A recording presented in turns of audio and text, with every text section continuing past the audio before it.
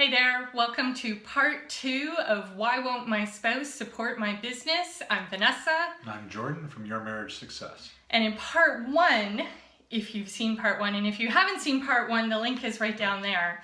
But in part 1, we talked about why your spouse may not be supporting your business, what might be getting in the way of them being 100% on board. And of course, the big reason is always fear. It's just what form that fear will manifest in. So we're not going to go into everything that we talked about in the last video. Go watch it. It's totally worth it. Thank you for all the amazing feedback we received. That was cool. So here we are doing part 2. Now we know what form their fear is in. Now we know what they're afraid of. And now we have to do something about it, right? Because Absolutely. We want our marriage to do well, so... Exactly. And there's a really obvious thing that you can do now to get your spouse on board with your business. There's a really obvious thing. All right. And that's obviously a plan. You need to have a solid business plan. You need to be able to deal with all of those fears, whatever they may have been. A business plan will show that you're serious about your business. It shows how the money is going to happen. It shows what time frame all you're your going to be involved. projections, Exactly. graphs, it's going to show how it's different from the past. tables. All of those things are super important. You have those, you can sit down, and you need a business plan anyway to be a real business owner. You do need a business You plan. take this, you take the time, you put the business plan together, you think about what you discussed, which fears, and you can show them, here, I'm addressing your fears, and everything will be fine. So let me get this straight. Wait. So you have this incredible, heartfelt, connecting, deep, like heart to heart with your spouse. Absolutely. You find out what they're Yes. afraid of. You find out what form their fear is taking, what their big concerns are, and then you leave and you go away and you come up with a plan, and then you bring it back to your good little spouse and show, really, is that like the thing? This is where I lose my mind, and I think we're... And this is when I broke Vanessa when we were planning to do this video. Good. Like, no, for the love of all that is holy, no, you don't do that. You don't establish a heart-to-heart connection with your spouse, say, I truly care about what is important to you, and then screw off for 3 months while you're creating your pretty little business plan with graphs, abandoning them and not seeking their input. Right. I'm like, what do? We are marriage coaches. Yes. Our whole bag is Teaching communication. communication and not graphs and tables and charts. And if you go off and you do that and you come back and let's say you put your heart into it, so now you're invested in this business plan. It's now like your little baby and you sit there and you stroke it and hold it and you call it George and you're like, ooh, this is my business plan. And you show it to your spouse. What if it doesn't work? What is realistically speaking?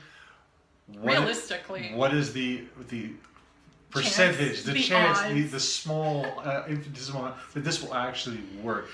It might if that's what your spouse really needed to see. If you're married to yourself. Yeah, and if that was exactly the thing that they needed to see, there's a very, very infinitesimal chance that this will work. It's not what we recommend. I love it diving into the brain of a man, right? You're just like, oh, more graphs? That'll work. So no, what we're going to give you today is 2 things that you can do to keep your spouse on board now that you have opened up this communication channel so that they can journey with you. And the first thing that you have to remember is marriage before business. You have your business and it's very important to you. You may even have a business partner that you're going into this with and you're planning and you're creating something new. And above that, above your business and your biz partner, you have a life partner.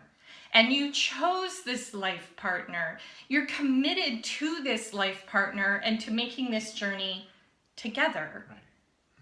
So act like it. Exactly. The fear, really the underlying fear is, I'm not going to have you anymore if you pursue this. It's abandonment. Yeah. So if you include them to the extent that they want to be included. Yeah, they may not want to be very involved, or they might be like, oh my gosh, I would love to work with this on you. I have lots of clients where they have an office and her desk is there and his desk is here, and they have built this together using their different strengths. And it's something that we really believe that, one, God has a sense of humor, and so attracts you to the person who will drive you crazy. Yes. And two, the reason they drive you crazy is because their gifts match yours. They aren't yours. Exactly right. So where your spouse is really strong, you tend to be pretty weak. So together, you can build a much stronger business than you will separately. Absolutely. So plan with them. Exactly. Say, oh, here's a crazy thought. Ask them, so what would success look like to you? One, what do I have to do? What do we have to do to ease the fear? That may be part-time employment. It may be different streams of income. It could be anything. You don't know what their success criteria are. You don't know what's in their head. Like, I have a picture of success. When I have success, my life will look a certain way. Mine is remarkably different, actually. This is the house that we bought. Success. Looking out one side, we have Vanessa's success. There's an ocean there. Looking out the other side of the house, there's my success. There's a forest. Couldn't be more different, but we wouldn't have found this place if we hadn't talked about it. And we hadn't looked together, and we hadn't planned together and created a list of what win looks like. Exactly. And that's what you need to do with your spouse, is actually sit down and start to dream and plan and create and think, okay, what does win look like for us? What is it that we're going to be creating here? What is it that we want the business to give us? And this is something that I deal with a lot with my clients is, yes, you're working hard on your business, but what is your business giving to your life? What life is it enabling you to live? And when you sit and you work with your life partner and develop this shared criteria, this shared dream of what win looks like, of what success looks like, not only will you come together as a couple and grow closer together as a couple, but your business will be so much stronger because you'll have the support of your spouse. And then you can go off and build your pretty little business plan with the graphs and the charts and show it to the bankers and like all the fun stuff that in your head, you're like, ooh, these are the things. And on that note, most people never actually do a full business plan. So a great resource is the one-page business plan, which you can find just with Google. And we'll put it, maybe we'll put it down there. You want to? Okay, we won't put it down there. You can find it on Google. Now we have to put it there. Okay, we'll put it down there. Okay, so we will put it there. I like putting things below the video. Everybody on YouTube does that. It's down below. Everybody's down below. I want to put stuff down below. We're going to be real YouTubers.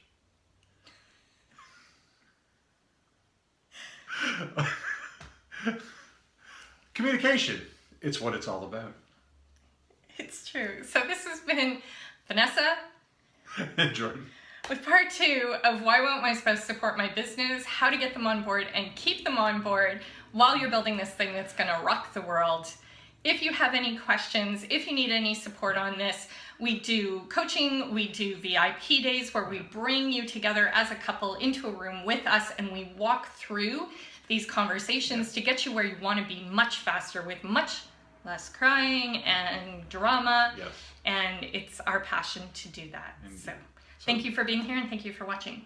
I was just going to say, to sum up, it's communication and partnership. That's how you get them on board. Well, there you go. There you go. There's the sum. Thanks for watching. Bye.